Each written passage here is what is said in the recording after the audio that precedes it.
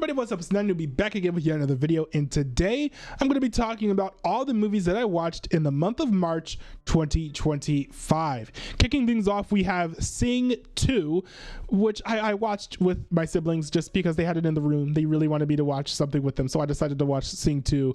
And honestly, I did not really like this film.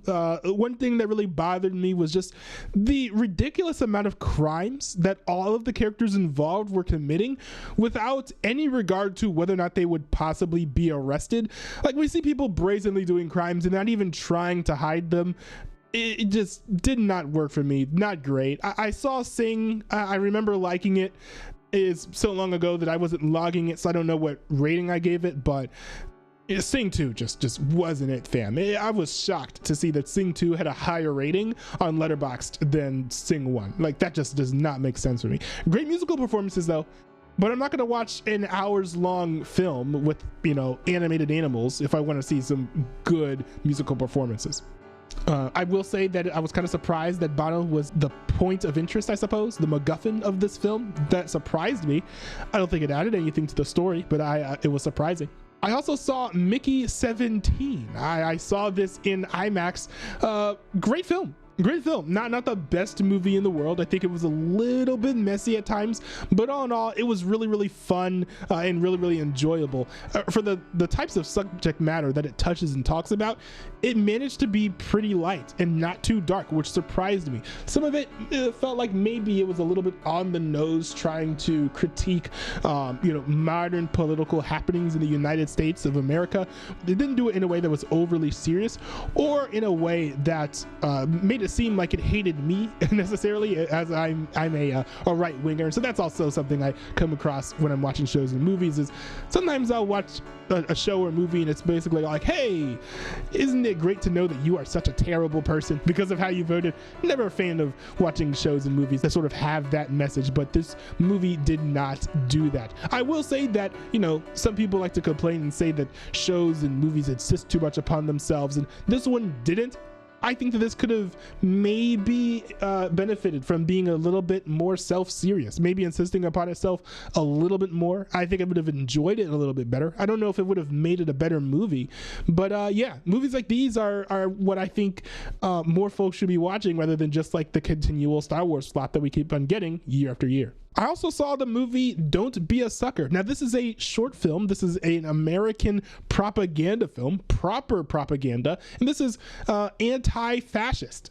Literal anti-fascist propaganda that the federal government made. So if you go to Letterboxd and you look at all the actors, they didn't really have massive careers. They were not necessarily celebrated in the Hollywood industry, because this is a glorified commercial. It's not really like a proper film. Now, I don't usually watch propaganda unless it's accidental with Hollywood propaganda, but this is state propaganda. I don't usually watch state propaganda, but this video was going viral and people were talking about it online, so I was like, well, I'll just watch it. It's pretty short. It's in the public domain. I'll watch it on YouTube. I'll give it a shot. I thought it was okay.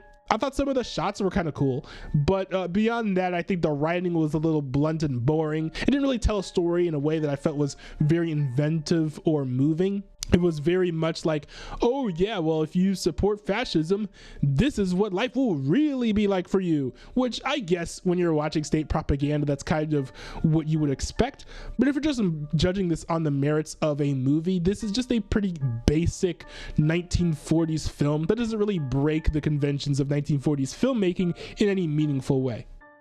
I also watched Extraction 2. Now, this movie I had a blast with. It was great fun. I liked how it took itself a little bit more seriously than the first Extraction movie, although I will say that, first of all, this movie jumped the shark a few times, which was a little bit annoying. Like, we have a character that basically got blown up and then shot at, and then the only way that the character dies is by getting stabbed. It was so weird, so strange to watch. But I will say that, you know, if you're not familiar with this, and I actually didn't know this until I started watching these movies, the Extraction movies, is that they have a gimmick where somewhere in the first act, when things are really getting amped up and getting all exciting, there will be a long take. There will be a oneer. And when I saw the first movie, I was like, oh, that's kind of cool. I didn't know there'd be a oneer in this. And then when I saw Extraction 2, I was like, oh man, they're doing this again. Now, to be fair, especially in Extraction 2, the oneer that they do is pretty impressive. There were some points where you could really tell they did some editing breaks because, you know, it was just insane, the oneer that they were trying to pull off. But like the scope and the scale of the oneer in Extraction 2 was absolutely bonkers. It's one of those things you absolutely have to see, even if it's just on YouTube. But yeah, in general, this is a really solid generic action franchise for Netflix. I really hope they keep making these because, you know, a lot of times they do lots of swings for the fences. They try to make these blockbusters on Netflix that are terrible. So it's like the downside of A, you're not even getting the box office revenue of a proper blockbuster, but B, people aren't even liking your stuff and no one's gonna watch it in another year or two. But I think the Extraction movies are the complete opposite. It's like, is this fantastic cinema? No, absolutely not. But at the same time, it's good enough to where you could just throw these on and binge these and have a great time. So Extraction 2, not the greatest movie in the world, but I would recommend it for anyone who just wants to see a generic action film. I watched Steven Soderbergh's film Black Bag as well. I watched this in Dolby, and I will say, first of all, I'm not a great pixel peeper when it comes to HDR. So maybe there's stuff about it being in 12-bit in Dolby that I missed. But I will say that I watched this in Dolby. It didn't feel like this film took full advantage of the Dolby format. The colors weren't necessarily vibrant. Not to say that the film was dull, but it wasn't filled with all these crazy colors that you would expect from a film that was available in Dolby Vision. Also, I will say for the Dolby audio, I was unimpressed. I only noticed the Dolby audio when it was doing the little demo at the beginning saying, hey guys, this is Dolby audio. You're in a Dolby cinema now. Like, I was like, oh, that's kind of cool. I can pinpoint exactly where that sound is coming from. And I never had a feeling like that throughout the rest of the film. This is not a knock on the film. This is just me being like, well, why did they release this in Dolby? I'm a little bit surprised. But anyways, for this movie, it was fun. I think it was a little bit more confusing than it needed to be. I think there are going to be a lot of viewers of this film who are going to be watching this, and at the end they're going to be like, this doesn't make any sense. But as someone who watched Mr. and Mrs. Smith and thoroughly enjoyed that film, I thoroughly enjoyed this film as well. The way that the two leads, Michael Fassbender and Cate Blanchett, behave is quite abnormal for leads in an action or mystery or espionage film, and I think that really plays to this film's strength rather than its weakness. It really helps keep this film from feeling like just all of the other action, espionage, mystery films that we see day in and day out. I also saw Magazine Dreams, and wow, this movie really blew me away. If you are familiar with the controversy surrounding this film, it's starring Jonathan Majors. That will probably give you everything that you need to know. But great film, fantastic film. I think it deserves to win some sort of award nominations, if not actual awards.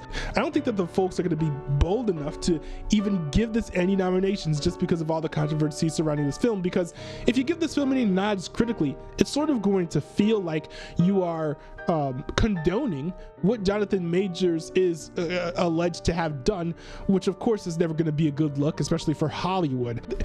Hollywood has had its share of abuse scandals, and so Hollywood probably doesn't want to touch anything done by someone who has publicly been accused of abuse with a 10-foot pole unless those abuse claims have been completely proven to be false. But I don't care. This movie was great. This is definitely the best movie that I've seen of the year so far. And we've seen some great movies. We've seen some movies that many people online are saying are the best movies of the year after this. And I still think that this movie is the best movie of the year, at least if you're counting this as a 2025 movie rather than a 2023 movie. If you haven't seen this movie, you should definitely see it. You're doing yourself a disservice if you haven't seen it. But a fair warning, this movie is quite heavy. You know, your mileage may vary. This is the type of movie you might only see once in your lifetime. But yeah, what I like about this movie is it sort of does some of the things that other movies I've seen before have done specifically. I know some people have said Taxi Driver and some people have said The Joker. I've never seen The Taxi Driver, but I've seen The Joker. But to me, it feels kind of more like in lines with other movies I've seen, like like Good Time or American Psycho. But then they push things even further and they make things even darker in a way that is just like incredible. So great movie, you really should watch it. I also saw Six Underground. And the annoying thing about Six Underground is whenever I mention it to other people, they're like, oh yeah, Six Underground, I loved this movie. And like, I really did not like this movie. The way that they did the color grade in the majority of the film, as well as the white balance, it was horrible. The mixing in the opening was really bad. I feel like half of the jokes didn't land. The only reason why this movie is funny is because, of course, it's Ryan Reynolds, so he's cracking a ton of jokes. And it's just like really inconsistent. Like there's a part towards the end where it's like, oh, we've got to keep our gas masks on. It's very important. And then a character loses the gas mask and it ends up being no big deal. It's just like, well, what was the point in, you know, making a big to-do about this if it ended up having minimal impact in the first place? Like, kind of ridiculous. Didn't really like it. Some of the action sequences were okay, but the supporting cast wasn't great. The writing was kind of mid. It just felt like a chore. Not as much of a chore as watching Ultraman Rising, but still just kind of on the bottom tier of Netflix movies that I've seen. The next movie that I saw was The Adam Project. And by the way, I'm sure you guys have noticed that I have a little bit of a pattern here. I've seen a bunch of Netflix movies. That's because I've been going through a Netflix binge of movies I've wanted to see over the years, but just have never had access to Netflix.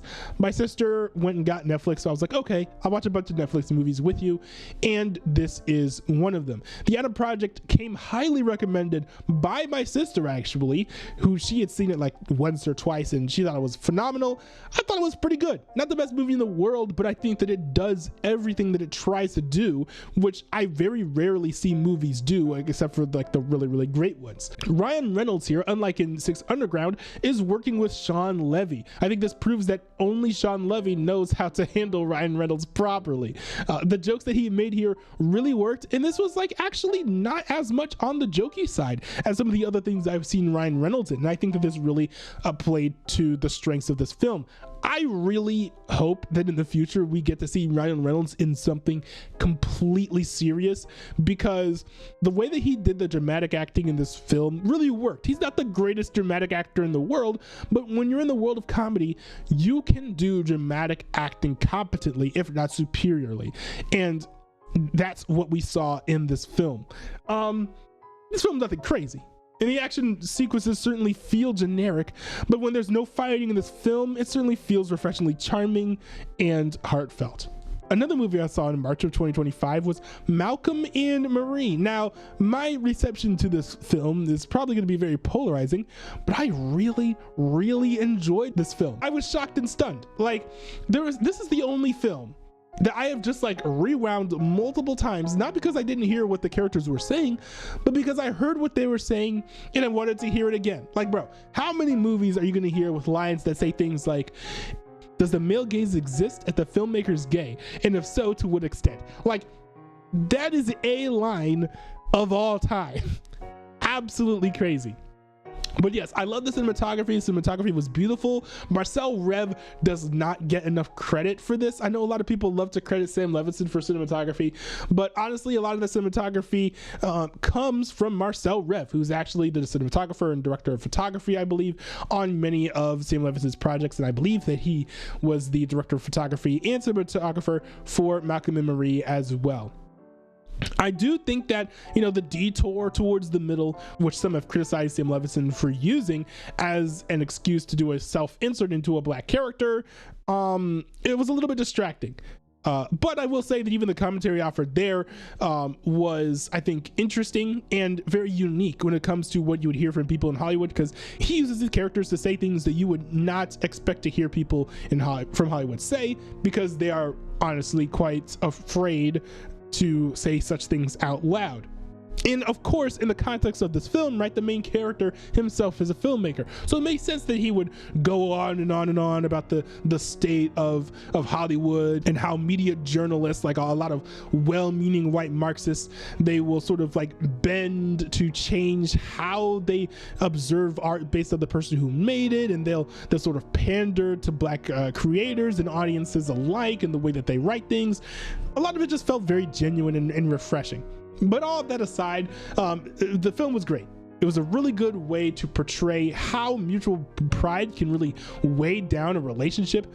And the writing for all of the dialogue was very sharp and biting. I absolutely loved this. And I know a lot of people criticize the fact that this film was done in black and white, but I think it was really great. It really added to the visual language that they used in the film. I don't think that this movie would have been as beautiful as it ended up being because it was in black and white. And also, of course, it being shot on film also added some really cool grain to it, which I love seeing in the movie as well. You know, this movie is sort of filed away in my brain as a breakup film, and I have other breakup films on my watch list, but I'm really glad that I checked this one out, especially despite the polarizing response this movie got. If you have any particular thoughts or disagreements about this movie, let me know in the comments down below. Kind of curious to hear what you guys have to say about this movie. I keep on asking people in real life, hey, have you seen this movie? And they haven't. So I'm really interested to hear what you guys have to say about this film. And then I saw The Day the Earth Blew Up, a Looney Tunes movie. This was great. You know, I don't generally like seeing animated stuff in theaters, although I do have a friend who drags me out to go see anime movies here and there. But you know, this was great and this was fantastic. And they even had a little nod to the fact that this is actually in a theater and actually a theatrical release, which was kind of neat. And it actually felt like a good excuse for this to be in theaters. It's like, hey, this is going to be in theaters. Act like it's in theaters.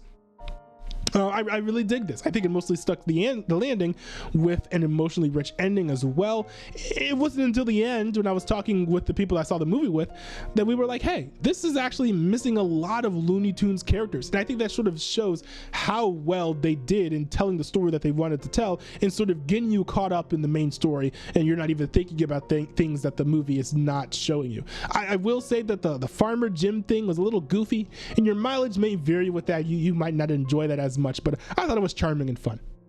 And the last movie I saw in the month of March in 2025 was Quantum of Solace. The movie was okay. It was very like by the numbers. I think that one thing that really harmed it was how there were a lot of tight shots and quick cuts in the fight scenes, which kind of like in Captain America Civil War, I felt like this sort of ruined the sequences that they used them in a way that was sort of unfortunate. And if you look outside of those scenes, a lot of the dialogue was just basically like, oh, the main character said because someone that he liked died in the last movie. And by the end, it's just like, oh, he learns through hard work and working the case that maybe it is good to follow the rules, and maybe it is good not to just kill people out of revenge. It just felt a little on the nose to me. I did not really love it. That said, it's competent, it works, but just in the face of the other films in this franchise, especially during the Daniel Craig run, it just really feels out of place. Now, you have to remember the fact that this was made during the writer strike of 07 and 08, so that explains why this movie's kind of wonky, but you still gotta judge the movie based on what it is and not what it's trying to be or the pressure that the writers and directors were put under. You just have to look at it for what it is, and for what it is, it's okay. It's fine. It's fun, but not great, and it sort of looks bad if you compare it to the other stuff in the Daniel Craig collection. But that's all the stuff that I watched when it comes to movies in the month of March of 2025. What did you guys think? Let me know in the comments down below. Really curious to hear what you guys saw in the month of March in 2025. And I guess I will see you guys in another video if you want to see another one of my videos.